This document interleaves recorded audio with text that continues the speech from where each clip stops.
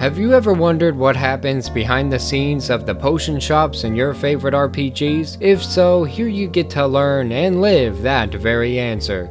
The question remains though, did Potion Tycoon start out well? Well, the first thing you do is pick the difficulty setting between Novice or Adept.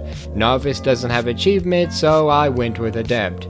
After that, you name your potion house. I named it Nerdsfeed, but the game refused to acknowledge that, so I was known as House Player, which kinda sucked. The first thing we learn is that you use the mouse wheel to zoom, WASD or arrow keys to move the camera, where your current cache is located on the UI, taking both expenses and revenue into consideration, you know, the basics.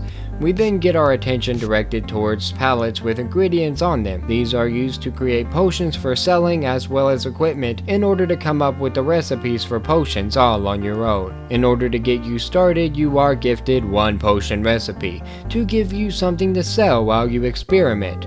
In order to create this potion, you head over to the cooker and assign it from the list. Here you see that some ingredients need processed in different ways, like the Pluteus needing pickled, requiring a pickler to do so. After some time, you get a warning that you don't have any of the pickled Pluteus, so you head over to the production menu and purchase yourself a mighty fine pickler. Now that you have what you need to create the potion, you head back into the cooker menu and automatically start the production of the required materials. Now that you have a machine, you need an operator for it, so you head on over to the workers page to hire some help. Getting the worker not only costs cash up front as well as requires a salary, but also uses Tycoon points that generate 1 daily on their own. Lastly, we learn about the bottling machine, needed to store our potions mixtures and can be used by anyone automatically when necessary. After this, I took it upon myself to hire some more workers, an alchemist and a clerk,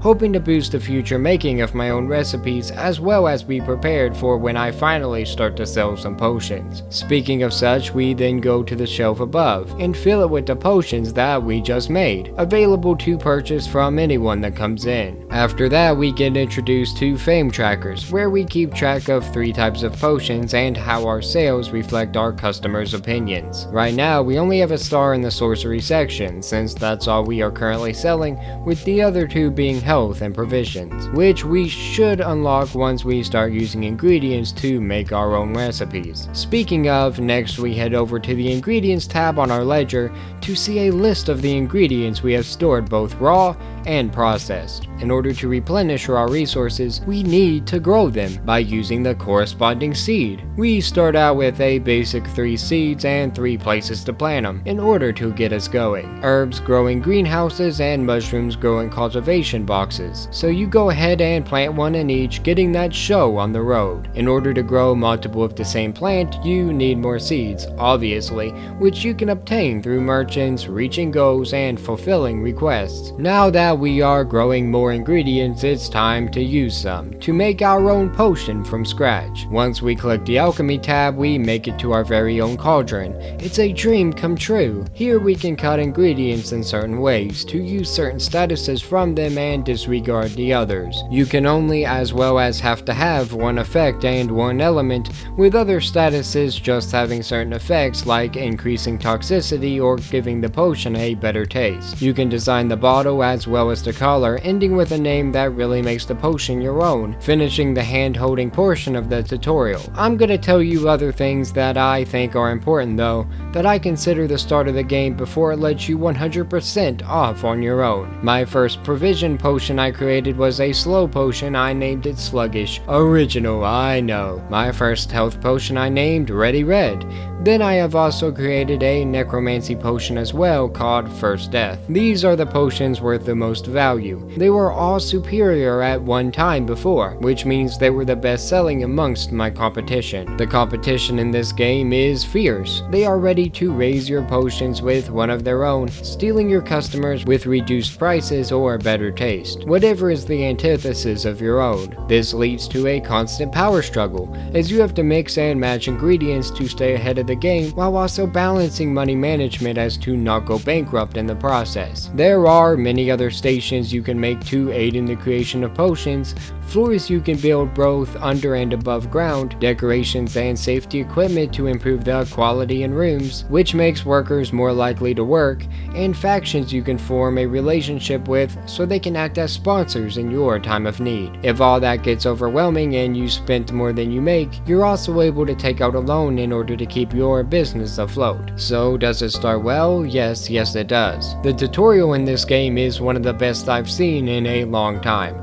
It does a great job showing you exactly what you need to do when you need to do it and telling you why it's important. It may seem overly hand-holdy at times, but it sets you up enough that you actually make a lot of decisions on your own.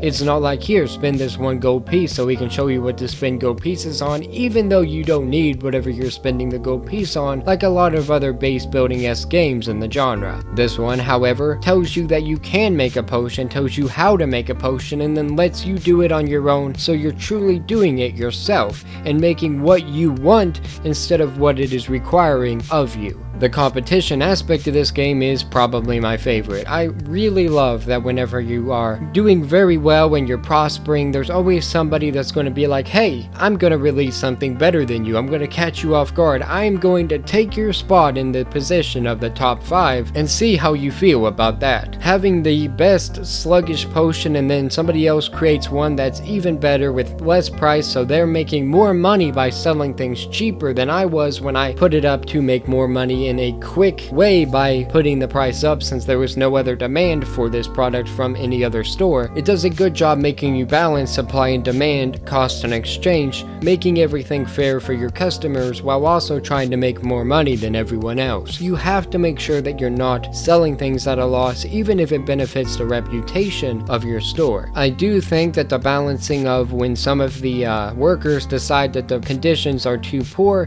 can be kind of off at times. There will be a room that'll have a lot of stuff in it that should help make them feel as if it is safer, as if it is cozier, for lack of a better term, and somehow he'll go in there and immediately get triggered because he doesn't want to be in that room and he doesn't like the conditions of it. And the way that some things are worded in response to that, like it'll say that things can't stack with certain items. Does that mean that it won't stack with other items or stack with the current items? It doesn't really do a good job telling you exactly what it will be affected and what is being counted as a stack. Other than that, I really enjoy this game. I like that you can rename your workers, and if I was streaming this game, I guess I would name it after everyone watching the stream. We would have workers doing whatever the people watching the stream would want them to do, which makes this game a really fun game to stream if that's the route you want to take. There is a lot of good in just the first hour and a half of this game. A lot to look forward to, a lot to experiment with, and a lot to do to make the game your own. So if you made it this far, thank you so much. If you even considered getting this game, let me know in the comments below, and for more news, reviews, and whatever we choose, stay tuned to Nerdsfeed. Have a great day.